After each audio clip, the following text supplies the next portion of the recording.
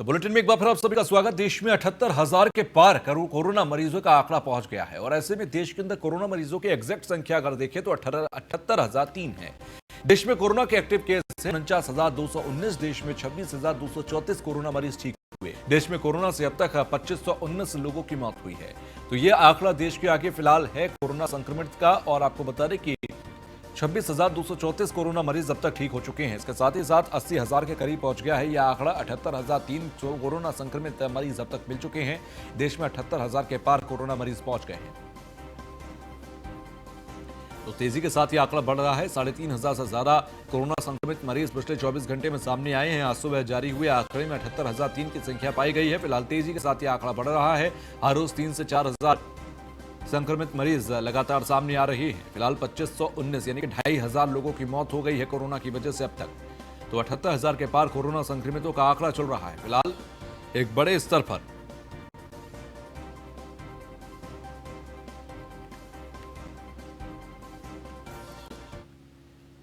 तो यूपी में उद्यमियों को सीएम योगी आदित्यनाथ ने बड़ा तोहफा दिया।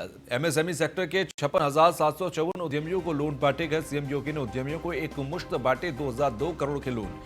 सीएम ने पहले से ही रखी थी एमएसएमई सेक्टर को मजबूत करने की तैयारी और लॉकडाउन में भी इतनी बड़ी धनराशि का लोन देने वाला पहला राज्य बना यूपी। केंद्र से आर्थिक पैकेज के ऐलान के बाद तत्काल एमएसएमई सेक्टर को तोहफा दिया गया। सीएम योगी आदित्यनाथ ने की रोजगार संगम ऑनलाइन मेला की व्यापक शुरुआत। एक टेबल पर उद्यमियों और बैंकर्स को बिठाकर लोन दिया गया।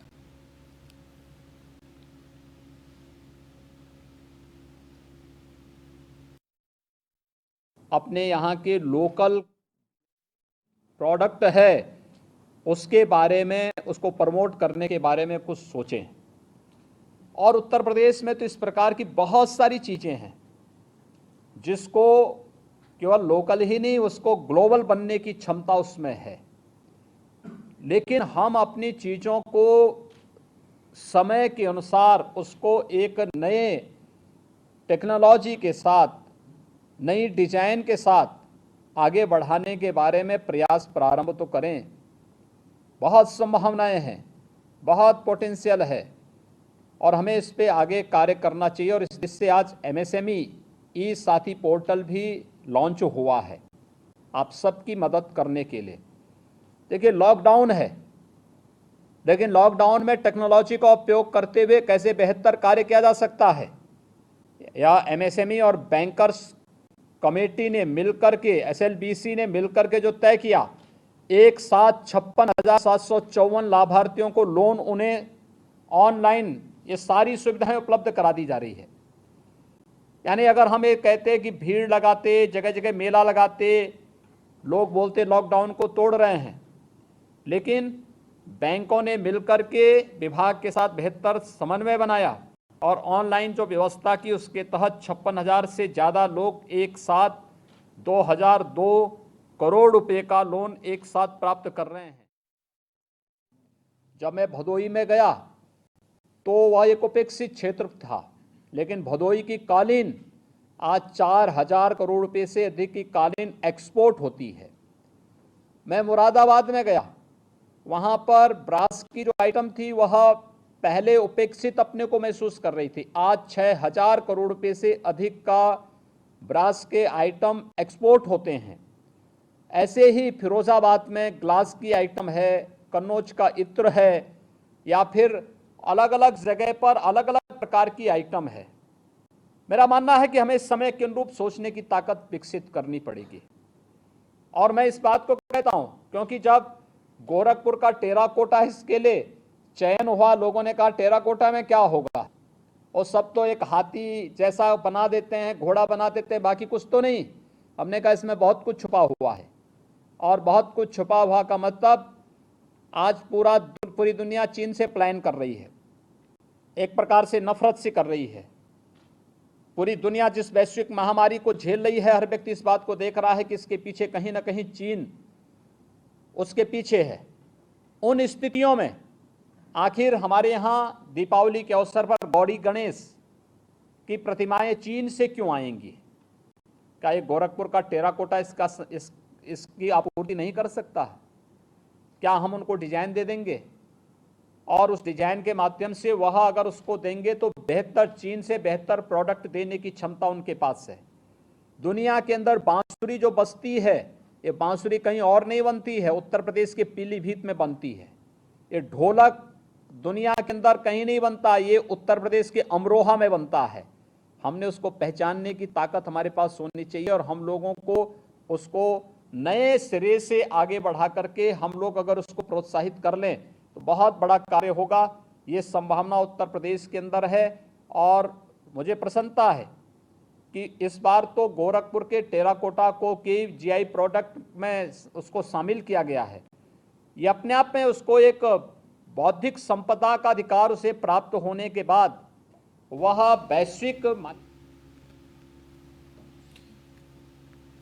तो एमएसएमई सेक्टर को सपोर्ट देने के लिए सीएम योगी आदित्यनाथ का एक बड़ा प्रयास इस दौरान पर है और आपको बता दें कि उद्यमियों को एक मुश्त ये बांटे गए हैं चेक। और आपको बता रहे सीएम ने एमएसएमई सेक्टर के लिए एक बड़ी लोन ये देकर 2002 करोड़ रुपए हैं जो यहां पर इन लोगों को बांटे गए, एमएसएमई सेक्टर को दिए गए। एमएसएमई सेक्टर को ये लोन देकर एक बड़े स्तर पर मदद मिली है। फिलहाल सीएम ने रखी थी एमएसएमई सेक्टर को मजबूत रखने की एक सपना था और यही एक कहीं सीधे तौर पर दिखाई देता भी है।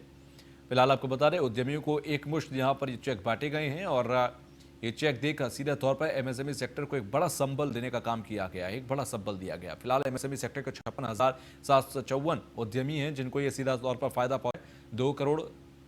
2002 करोड़ की ये एक मुश्त राशि दी गई है।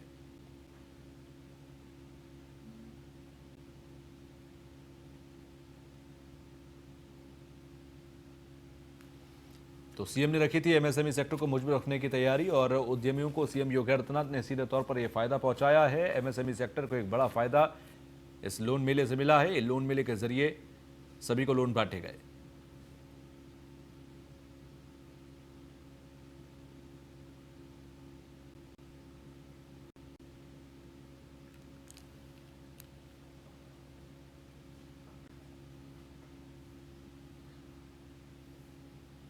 अब खबर आगरा से है जहां पर मजदूर किससे बयां करें अपना दर्द। सरकार के सारे दावे फेल हैं और ट्रॉली बैग बना रेल। जी हां, पंजाब से महोबा जा रहा था एक परिवार, ट्रॉली बैग पर सोए हुए बच्चे की तस्वीर वायरल हुई।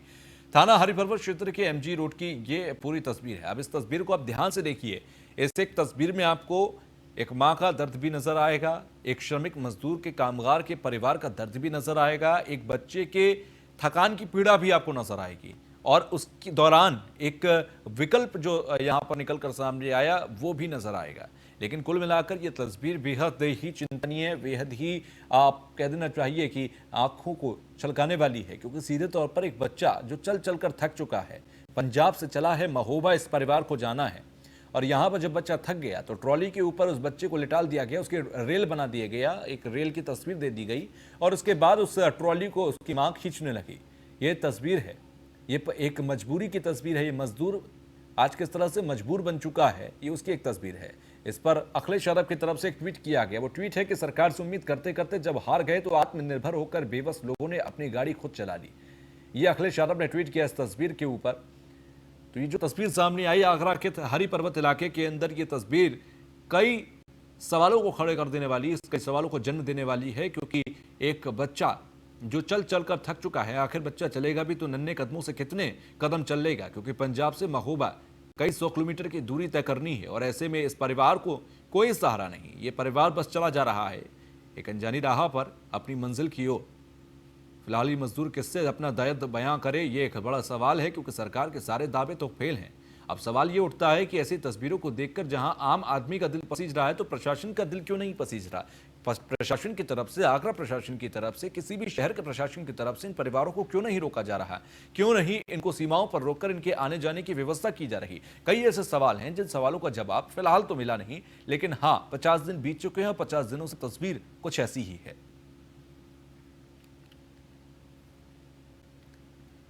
खबरों में आगे बढ़ते हैं। उन्नाव में प्रवासियों को लेकर डीएम ने जारी की है अपील। बाहर से आने वाले व्यक्तियों की नगरवासी दे जानकारी। बाहर से आने वालों की सूचना खंड विकास अधिकारियों को दी जाए। यह उन्नाव से एक जानकारी मिली है कि उन्नाव के अंदर डीएम की तरफ से ये निर्देश दिए गए हैं कि बाहर से आने वाले प्रत्येक व्यक्ति की जानकारी वहां पर दी जाए, खंड विकास अधिकारी को दी जाए और बाहर से आने वाले प्रत्येक व्यक्ति की जानकारी दर्ज हो। तो उन्नाव से यह खबर है। उन्नाव में प्रवासियों को लेकर डीएम ने अपील जारी की है, अपील की है और बाहर से आने वाले व्यक्तियों की नगरवासी जानकारी दें। इस समय जनपद में विभिन्न साधनों से अन्य प्रांतों के लोग आ रहे हैं। कुछ लोग ट्रेन और बस से आ रहे हैं, जिनकी सूचना हमें विधिवत प्राप्त होती है। उन्हें हमारी टीम शेल्टर होम में ले जाती है, उनका मेडिकल चेकअप होता है। जो लोग स्वस्थ हैं, किसी प्रकार के कोई लक्षण नहीं हैं, उनको 21 दिन के होम क्वारंटाइन के लिए उनके घर में भेज दिया जाता है। और जिन लोगों में कोई लक्षण प्रतीत होता है या जिनके घरों में अलग से रहने की व्यवस्था नहीं है, उनको शेल्टर होम में ही क्वारंटाइन करा जाता है। किंतु जनपद में कुछ लोग ऐसे आ रहे हैं जो बिना सूचना के आ जा रहे हैं, साइकिल से या अपने साधनों से। वो अन्य जनपद या अन्य प्रांतों से आ रहे हैं। मेरा आप सभी से अनुरोध है, ऐसे लोग जो चुपचाप अपने साधनों से आ रहे हैं, उसकी सूचना संबंधित खंड विकास अधिकारी या संबंधित अधिशासी अधिकारी एवं उप जिलाधिकारी को अवश्य दें। साथ ही निगरानी समिति के सभी सदस्यों से, जो ग्रामीण क्षेत्रों में प्रधान की अध्यक्षता में और शहरी क्षेत्रों में सभासद की अध्यक्षता में बनी है, उनका भी ये उत्तरदायित्व है कि यदि उनके गांव या उनके वार्ड में कोई बाहर के व्यक्ति आता है तो तत्काल इसकी सूचना संबंधित खंड विकास अधिकारी और अधिशासी अधिकारी को दें। जिन लोगों के द्वारा अपने साधनों से आकर ये सूचना नहीं दी जाएगी, तो वो निश्चित रूप से न केवल अपने लिए खतरा बढ़ा रहे हैं, बल्कि अपने परिवार एवं अपने गांव के लिए, अपने शहर के लिए भी बढ़ा रहे हैं। अतः मेरा सभी से अनुरोध है कि जो लोग भी बाहर से आए उसकी सूचना दें। यदि किसी के सूचना देने के अभाव में बाद में ये पाया जाता है कि कोई कोरोना से संक्रमित है, जिसमें विधिक कार्रवाई भी की जा सकती है। अतः मैं सबसे अनुरोध करता हूँ कि सभी जनपदवासी इस कार्य में सहयोग करें और इसको